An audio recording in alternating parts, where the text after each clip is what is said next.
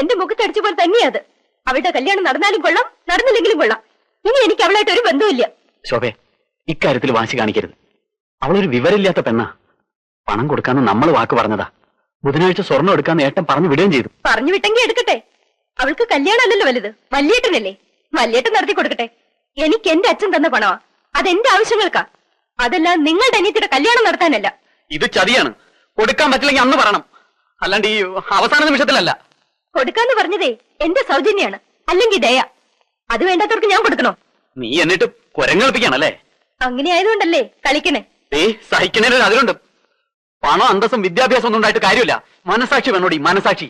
ഓ, മനസാക്ഷിയുള്ള ആള്. മോഹിച്ച പെണ്ണിന് പുറംകാലം കൊണ്ട് തട്ടിയിട്ട് എന്റെ അച്ഛന്റെ പണവും അന്തസ്സും കണ്ട് വാലാട്ടി നിന്നത് മനസാക്ഷിയുള്ളതുകൊണ്ടാണല്ലോ.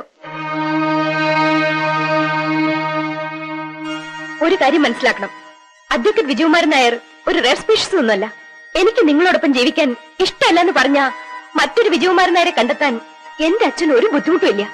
പക്ഷേ അഡ്വക്കേറ്റ് വിജയകുമാരൻ നായർക്ക് ഒരു രാമൻകുട്ടി മേനോന്റെ മകളെ കിട്ടിയത് ഭാഗ്യാണ്, ലോട്ടറി. അതെപ്പോഴും കിട്ടില്ല. ഞാൻ എന്ത് ചെയ്യും ശോഭേ?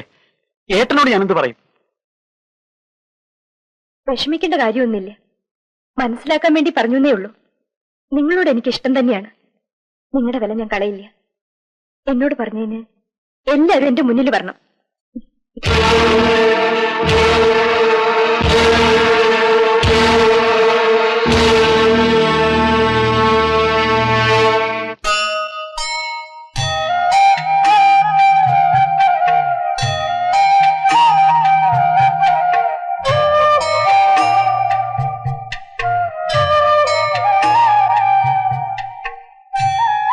എന്തിനാ വെറുതെ ഒറ്റയ്ക്ക് ഇങ്ങനെ ആലോചിച്ചിരിക്കണേ? ഇന്ന് രാമായണം പോലും വായിച്ചില്ല. ഞാൻ ചോറ് വിളമ്പട്ടെ? ഇന്ന് ഉച്ചയ്ക്ക് ഒന്നും കഴിച്ചില്ലല്ലോ. പിന്നെ മതി, എല്ലാരെയും കഴിയട്ടെ. ഇനി അതാ ഇവിടത്തെ പതിവ്. എല്ലാവരുടെയും കഴിഞ്ഞിട്ട് നമുക്ക് ഒരു കുഴപ്പമില്ലല്ലോ.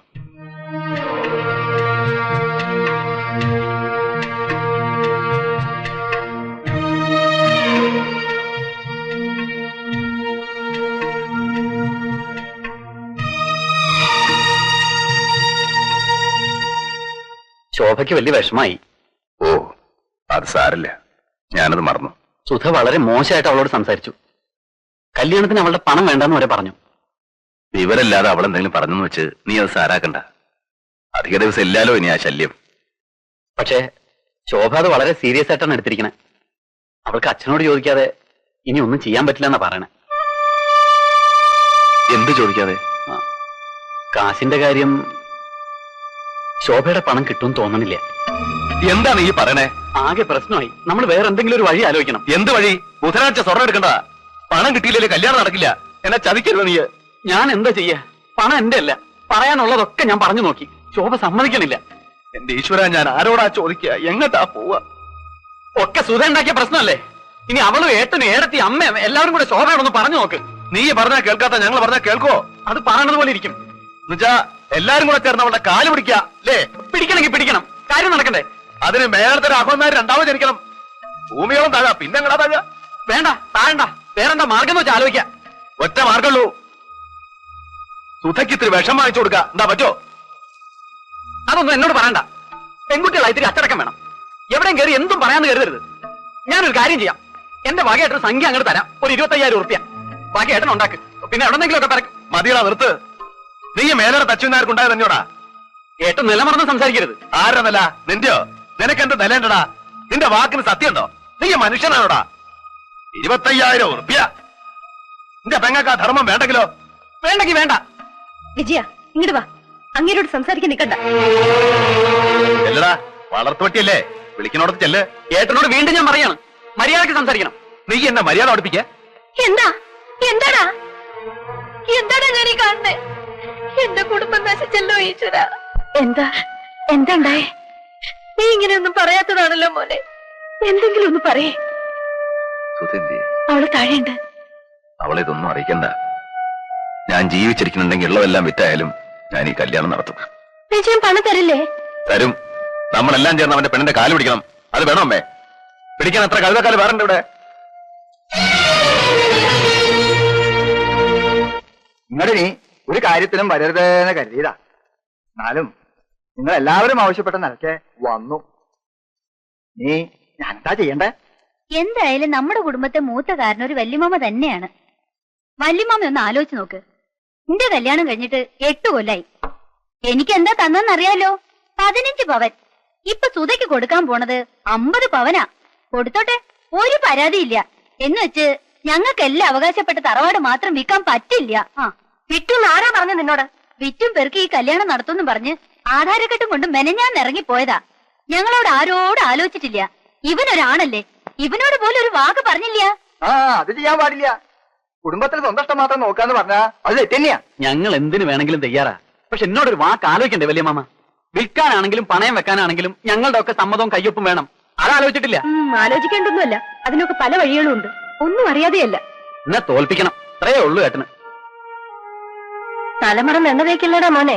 ഞാനേ തെറ്റോ ശരിയോ ഏതായാലും ഒരു അഭിപ്രായ വ്യത്യാസം ഉണ്ടായ നിലയ്ക്ക് ഭാഗം നടത്തന്നെയാ നല്ലത്.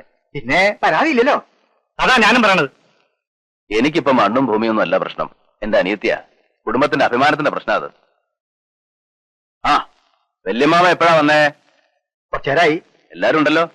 എന്താ പുതിയൊരു സഭ കൂടല്? ഇവർക്കൊക്കെ ചില പരാതികളുണ്ട്. ഓഹോ, അപ്പൊ കോടതിയാണ്. ആകപ്പിരിവായിരിക്കും അല്ലേ? ലേമേ, നീ ഇങ്ങോട്ട് വരിക. ഒരു കാര്യം സംസാരിച്ച് തീരുമാനിക്കാനുണ്ട്. എനിക്ക് അതിനേക്കാൾ പ്രധാനപ്പെട്ട ഒരു കാര്യമുണ്ട്. അത് കഴിയട്ടെ ആദ്യം, എന്നിട്ട് വരാം. ഏളുടെയൊക്കെ പൊയ്ക്കോളൂ. അച്ഛനും അമ്മയൊക്കെ ചത്തിട്ട് 5-6 കൊല്ലായില്ലേടി, പിന്നെന്തിനാ കരയണേ? സുധേന്തിയെ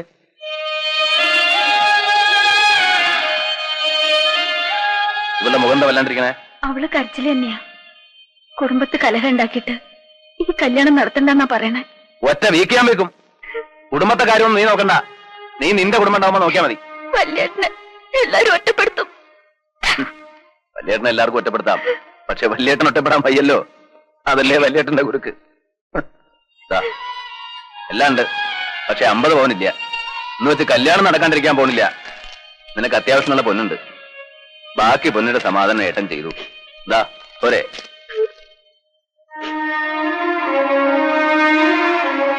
ആ ഇനി പ്രതികൂട്ടി കയറാം. വിസ്തരിക്കാം. വക്കീലിനോ ജഡ്ജിക്കോ ആർക്ക് വേണം വിസ്തരിക്കാം. ഏട്ടനെന്താ പരിഹസിക്കാണോ? ഞങ്ങളോട് ആലോചിക്കാതെ ഏട്ടൻ ചെയ്യണമൊന്നും ശരിയല്ല. ഞാൻ എന്ത് ചെയ്തു? എല്ലാവരോടും ആലോചിച്ച് തന്നെ അവളുടെ കല്യാണം തീരുമാനിച്ചത്. ഒടുവിൽ നീ എന്ത് ചെയ്തു? എന്നെ വഞ്ചിച്ചു. ഇനിയും ഞാൻ ചെയ്യണോ നിന്നോട് ആലോചിക്കണോ? ആഹാരം ബാധ്യതപ്പെടുത്തി പണം വാങ്ങിയില്ലേ? അതെന്നോട് ആലോചിച്ചോ? എല്ലാവരോടും കൂടെ വഞ്ചനയാണ്. നിങ്ങളൊന്നും പറയണ്ട, ഞാൻ പറയാം. എല്ലാവർക്കും ഭാഗം പിരിയണമെന്നുണ്ട്. അത് നടത്തി കൊടുക്കണം. ഇനി ആധാരം ബാധ്യതപ്പെടുത്തിയിട്ടുണ്ടെങ്കിൽ അത് നീ ഏൽക്കുകയും വേണം. അമ്മ എന്ത് പറഞ്ഞു? ഭാഗം നടക്കട്ടെ. എല്ലാരും തല്ലി പിരിയണേലും നല്ലത് അതന്നെയാ. നടക്കട്ടെ. വല്യമ്മാവ തന്നെ ഒന്ന് നടത്തി കൊടുക്കുക. എനിക്കിത് കാണാൻ വയ്യ. നടക്കട്ടെ. പിന്നെ നിങ്ങൾ ആരെയും ഞാൻ ബാധ്യതപ്പെടുത്തിയിട്ടില്ല. ഈ സ്വത്തിൽ എനിക്കും എന്റെ മക്കൾക്കുള്ള അവകാശം സുധയെ കെട്ടാൻ പോകുന്ന രാധാകൃഷ്ണൻ എഴുതി കൊടുത്തു. അല്ലാതെ നിങ്ങളാരെയും ഞാൻ വഞ്ചിച്ചിട്ടില്ല. അത് പറയുമ്പോ ഇവർ എന്നോട് പറഞ്ഞ ചില കാര്യങ്ങൾ കൂടി പറയേണ്ടി വരും. 10-20 കൊല്ലായിട്ട് ഈ സ്വത്ത് മുഴുവൻ നീ തന്നെയല്ലേ നോക്കി നടത്തണേ. അതിന് ആദായവും നീ തന്നെയല്ലേ പറ്റണേ. ഒരു കണക്കും ഇതുവരെ ആരും ചോദിച്ചിട്ടില്ലല്ലോ. ആ കണക്ക് എങ്ങനെ വക കൊള്ളിക്കും?